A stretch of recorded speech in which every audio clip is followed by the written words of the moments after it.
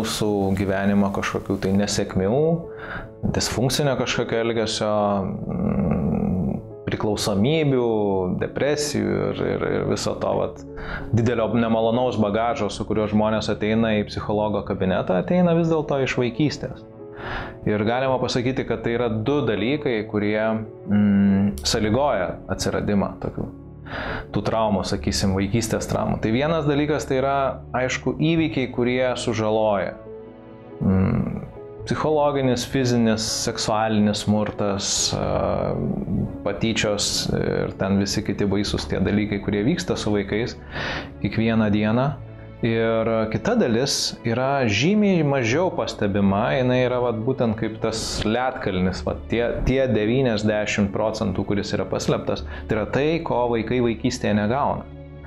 Tai mes kalbam apie emocinio ryšio trūkumą, apie tai, ko vaikai neturi ir ko jam būtinai reikia. Tai tėvų empatijos, tėvų supratimo, palaikymo, erdvės vaikam būti ir gyventi ir užaugti, tai žmonėmis, kuriais jie gali užaugti į savo tą potencialą susikurti.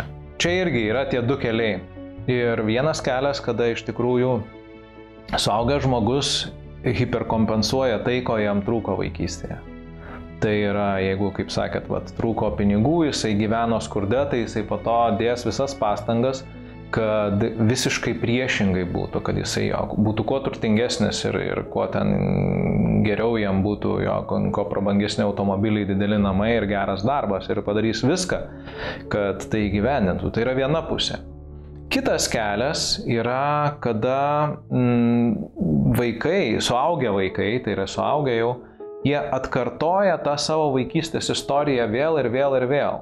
Tai yra, jeigu žmogus buvo įpratęs gyventi skurde, tai jam tai tampa taip įprasta ir taip natūralu, kad bet koks pinigų turėjimas jam asocijuojasi su visišku diskomfortu, kad tai yra kažkas negerai, kažkas ne taip. Ir tada jis vėl nesąmoningai padaro, kad vėl jisai tos pinigus praranda, pavyzdžiui.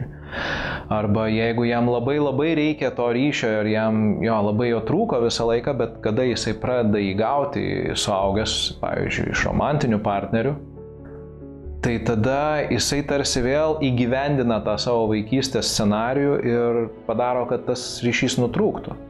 Gaunasi taip dėl to, kad žmonės, kurie yra patyrę vaikystės traumas, jie tarsi bando laike grįžti atgal į praeitį ir pradėti kontroliuoti tai, kas jau įvyko, pakeisti tarsi tą praeitį. Nes kas yra trauma? Trauma tai yra momentas, kada mes psichologiškai neturim resursų susitvarkyti su mūsų ištikusią negandą. Yra, pavyzdžiui, mane muša tėvai, tai reiškia, kad žmonės, kurie turėtų mane mylėti ir saugoti, smurtauja prieš mane. Tai tarsi toks pasaulio suskilimas į gabalus du. Ir kad aš neišprotėčiau, kad man ten nebūtų kažkokio tai super streso, kuris mane nuramintų, dalis tos mano to patyrimo jisai tarsi atskyla ir tai vadinama disociacija ir kažkur nugrimsta į pasąmonę.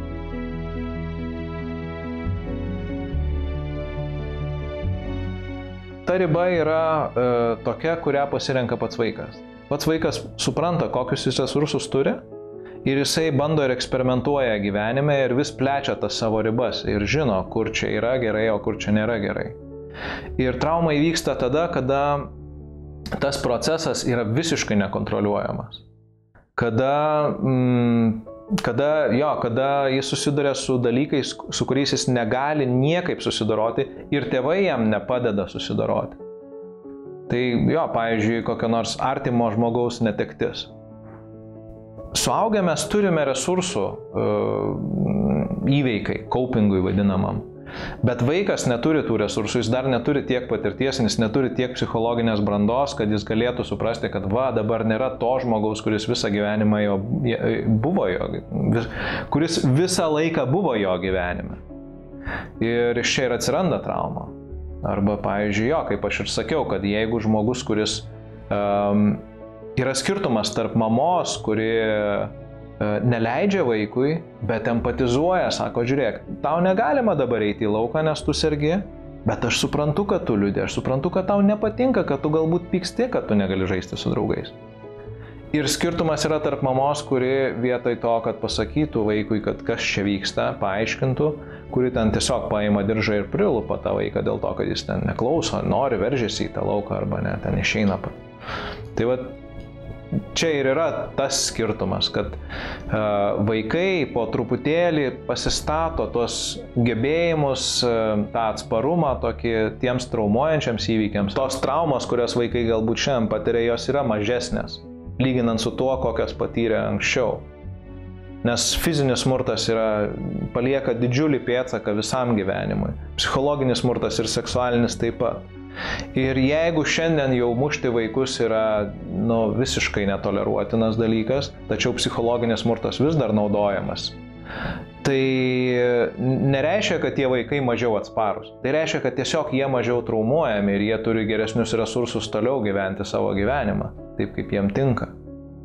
Tai va, tai iš esmės čia, atrodo, kad jeigu čia nevyksta kažkoks tai auklėjimas, kuris ten buvo prieš ten daug metų, šiandien tai dabar tie vaikai kažkokie ten išlepia ar ten neklauso ir taip toliau. Ne, jie tiesiog yra sveikesni, jie geriau žino savo norus, savo ribas, jie supranta, kas negerai su jais vyksta ir ką čia tas blogai daro ar anas blogai daro ir kas jiem patiem tinka labiau.